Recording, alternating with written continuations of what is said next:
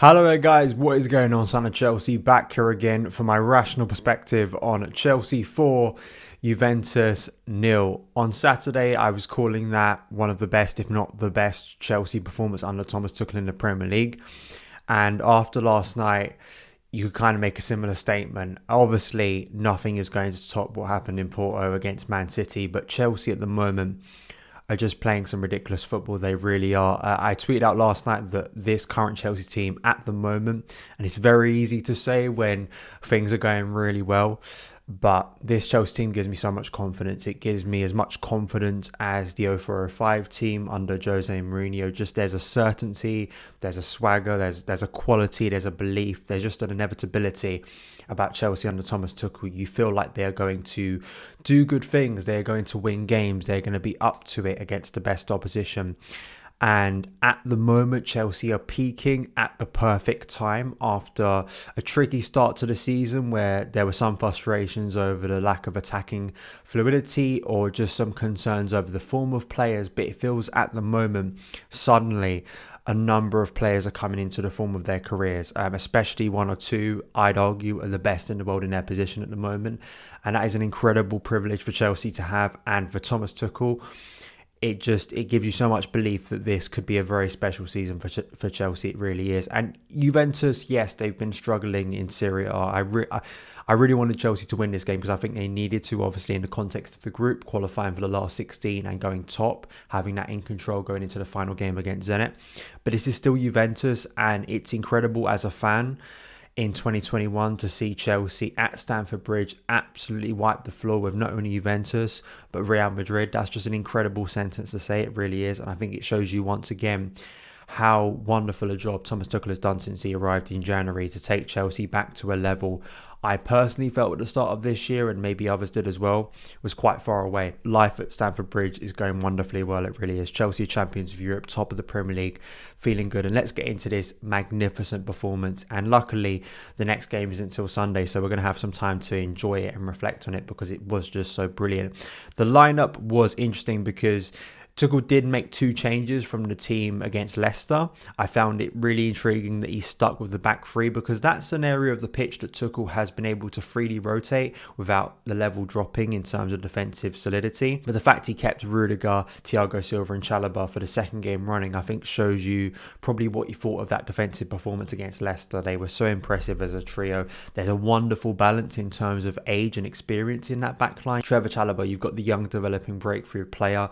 You've got Thiago Silva, the wise veteran who is a European legend of defensive football, and then you've got Antonio Rudiger, who very much is in the prime of his career, one of the best performing centre-backs as well in European football. So it's just a wonderful blend back there in terms of also skill set and profile and how those three link. But it shows you the quality in this squad, as I said on Saturday, that players like Azpilicueta and Andreas Christensen aren't starting at the moment, but Chelsea's defensive quality is still there. Obviously, having Reece James, the best, I'm going to say, right back, wing back in world football currently, and last night proved it once again.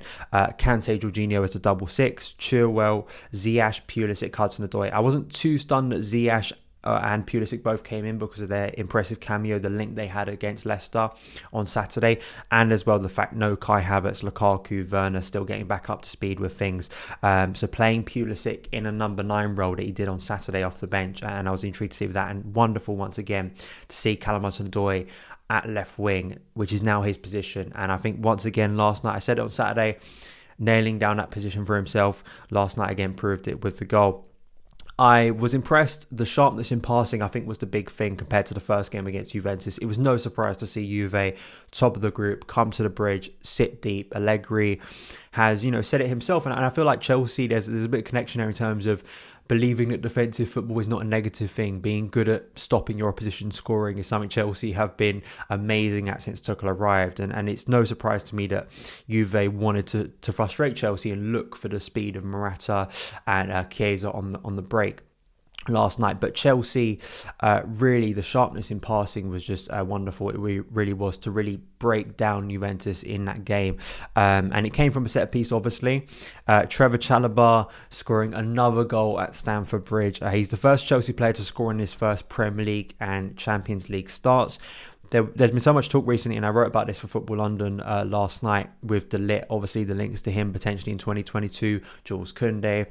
And that internal solution, once again, in Trevoh Chalobah, who's been performing at just a ridiculous level for his age. I've given loads of praise to Chalobah, but again, on a big European night, the trust that Tuchel has placed in him is not misplaced. He continues to perform at a level for a player you'd expect twice his age, and that's just a consistent theme in this team at the moment with younger players.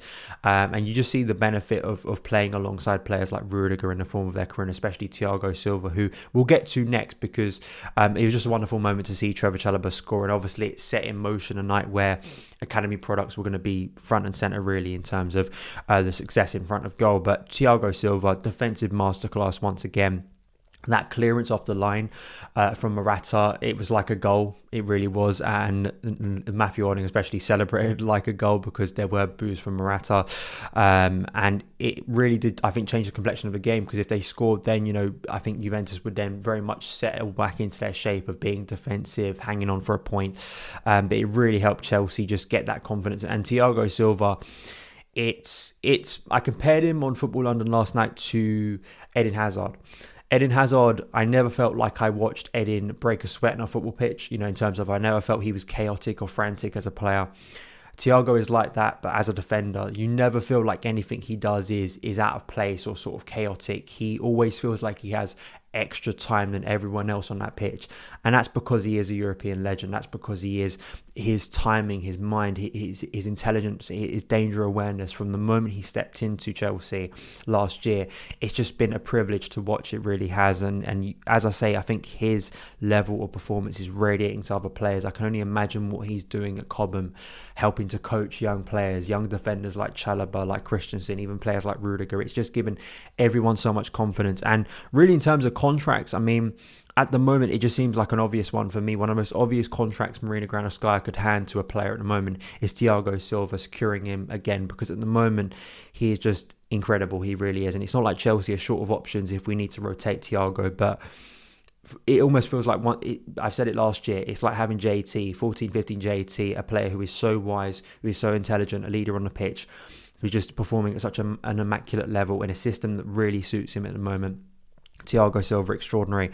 So then we get to the second half where Reece James scores another goal.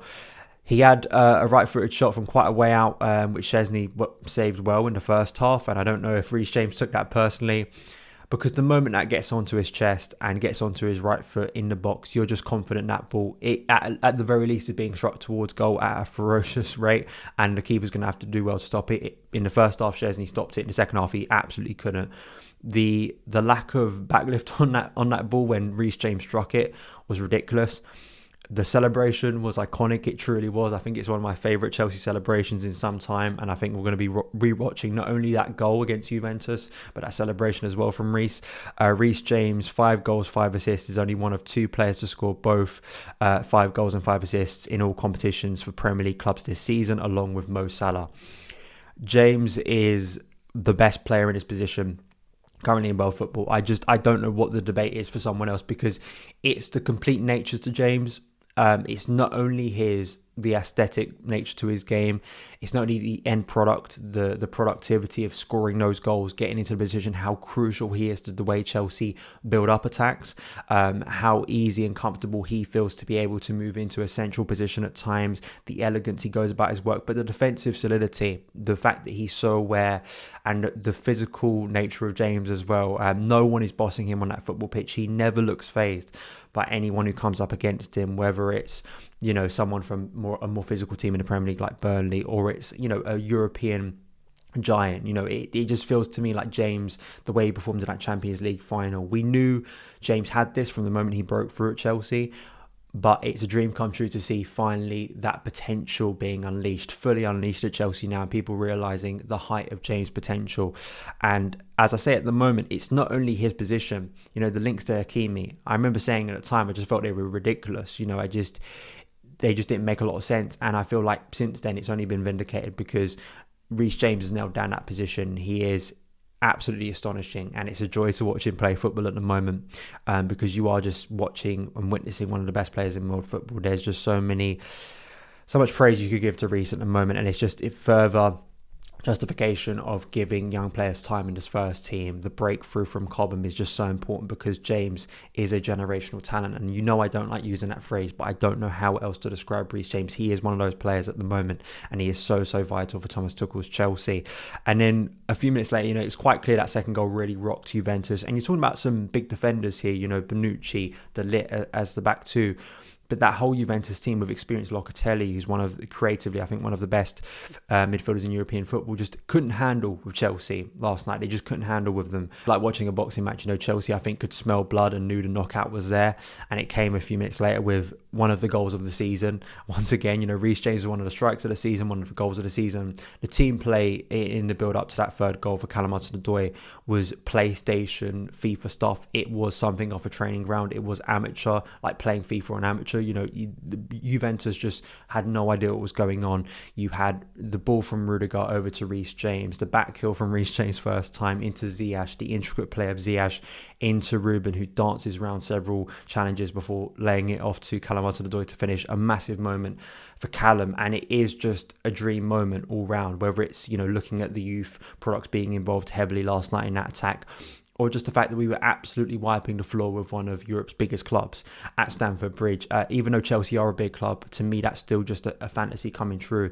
And, Chelsea being labelled a defensive team, as I say, some of the attacking frustrations we had earlier in the year, this is a level of football that I think a lot of us dreamed of with the talent within the squad. And to see Tuchel fully utilising that now at a key period of the season, it's just absolutely massive. And I'm sure there'll be a lot of clubs, not only in the Premier League but Europe, who are fearful of Chelsea right now, because I don't know who wants to play Chelsea right now in terms of the quality and the confidence radiating through the team, and obviously the tactical intelligence. And the only negative I think from last night was Ben Chilwell's injury, obviously. And at worst, from some people like On-Form Football, that I definitely suggest you go and follow on Instagram, sort of an injury expert, it could be an ACL, which would be absolutely a nightmare. At worst, it's a bad knock. I mean, I guess that the positive is that he was walking, he limped off the pitch, but that doesn't necessarily rule out a bad injury. You're kind of instantly thinking towards Man United, which is a massive game on Sunday at the Bridge. But also, just like Reece James, I think Ben has been performing at a world-class level. He has for some time. And it'd just be such a massive blow for Chelsea. It really would, because he is just such an essential player. I think him and James, as I said on Saturday, are just those two constants that I think have to be in the team, because the wing-backs are such a massive part of the way Chelsea specifically build up and attack, and obviously the productivity in the final third too. So I hope at worst it's just a really bad knock or something that he's tweaked that maybe keeps him out for 1 or 2 games, which is devastating, I still think, for Chelsea. But as long as it's not an extended period out over the crucial period of the season, because even though Alonso, we know, has had some good performances, Dave could potentially fill in there as well. It's going to take a lot out of Chelsea's attack. It really is. So fingers crossed. Apparently Ben Chilwell, people saw him going to his car. He wasn't on crutches. So let's hope, fingers crossed, it isn't that bad. But Werner, off the bench, getting the 4th goal right at the end there. Another brilliant ball from Reece James. A brilliant ball cross from Hakim Ziyech for an easy tap in for Timo Werner. Lovely moment for Werner coming back from injury. And it just rubber stamps an emphatic victory that sends Chelsea through to the last 16, gives us top place heading into that final game. We only have to match Juventus, their result in the final game in a couple of weeks' time. And magical night at the Bridge. It was one of those special European nights, and you feel like under Tuchel there's going to be more of those nights. And we move into Sunday's game against Man United, who I don't know what to expect from, to be honest, based on Michael Carrick. He had a good result last night, but there were things about that game from Man United last night that I've seen so far this season that it's really hard to predict how they're going to set up. Are they going to set up really defensive? Of course, we've got the nightmare of Anthony Taylor returning to Stamford Bridge and all that VAR shambles against Man United in the Premier League. I mean, we haven't beaten United in the Premier League since, I think, Morata's header in 2017.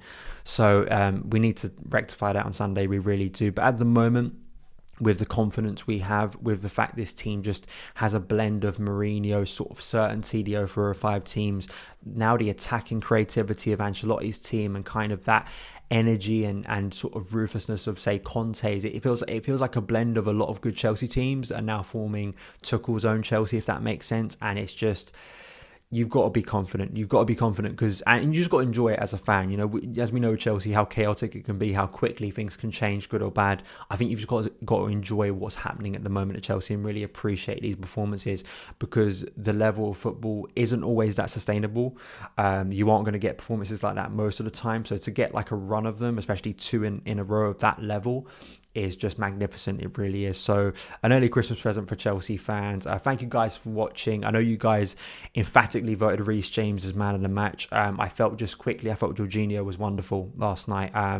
Ballon d'Or level performance, you know, in terms of him. And obviously we had Kante going off earlier. I think that was a precaution. Hopefully, you know, there's enough time till Sunday for Man United's game that he can be okay.